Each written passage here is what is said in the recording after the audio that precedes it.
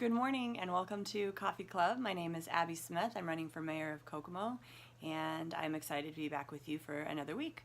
This week I am answering two questions, one about where my kids go to school and the other about how I'm going to pay for all the great ideas that I have. I appreciate you calling them great ideas and I'm happy to answer that. So the first question about where my kids go to school, they go to Kokomo schools.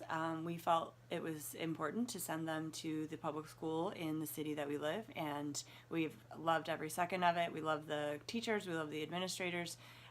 They've had great experiences there. And the thing that we love, I think, the most is the perspective that we get with Kokomo schools. So we live in a global society, whether we like it or not, and I would anticipate that that's only going to increase. Excuse me. And so we want to be sure that when my kids graduate from high school, in a world that does not look the same as it does today, that they're prepared for the future and things that they might encounter and not just what they already know. So that's where they go to school. Secondly, how am I going to pay for all of these great ideas? I think that that's a really good question, first of all, and we're dealing with taxpayer money, and I take that responsibility very seriously. And so I would offer to you that what I'm bringing to the table is a different approach and a different way of thinking. Not everything costs more money, even though it's a big idea. So I'll give you an example. I've talked a lot about sidewalks. I have personally now walked 49.5 miles of Kokomo sidewalks, and I can personally tell you that some of them are in serious disrepair. And I think that is a barrier to mobility, right? We have people who are aging in their homes and they want to be able to walk on their sidewalks and walk to the places around them in their community. We have kids who walk to school.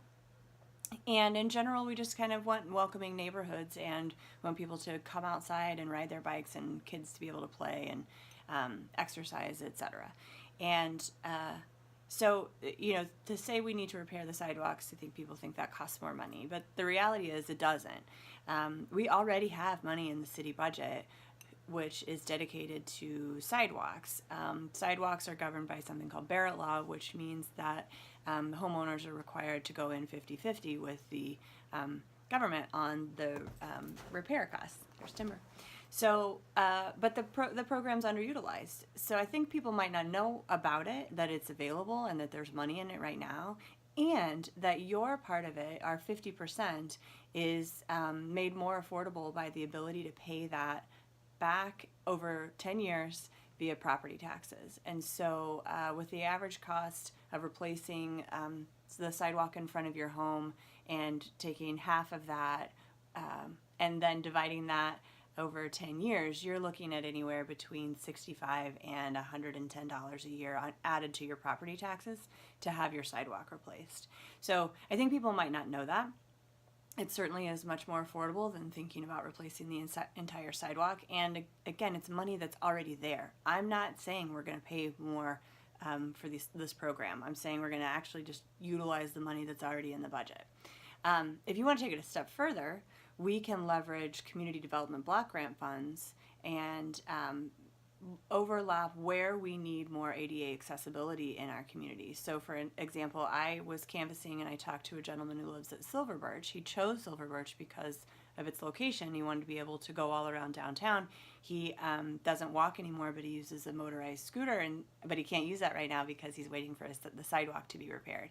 So that project's already in progress, and he's very excited about when it's going to be completed. But these are real people who live in the community who are waiting to be able to get around the community, and we can leverage the federal funds to be able to pay for more sidewalks to be replaced. If we want to take it a step further, I realize that not everybody owns their home, and I also realize that we've got some irresponsible landlords who don't live in town. So again, not spending any more money, we could pass an ordinance making holding them accountable for the sidewalks in front of their property. So if they're in disrepair, we can pass an ordinance saying, let's go in 50-50 or you're subject to fines. So we can, put the squeeze on some greedy out-of-state landlords who may not even know the state of the sidewalk, obviously, because they don't live here, but also, they're not really interested in building this community. They're interested in making money. And so if we can speak their language, we might be able to solve this bigger problem that's a public safety issue, it's an infrastructure issue, it's a mobility issue, and we're not really spending more money. We're just approaching the problem with a bigger view in mind and looking at all of our resources and using them together.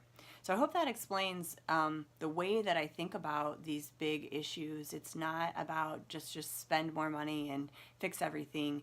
It's about let's approach it differently. Let's look at all the resources we already have. Let's put them together. So thanks very much. Please keep asking questions. I really appreciate it. If you ever want to get together and have coffee in person, I am totally available to do that. And I appreciate your time. Have a great week.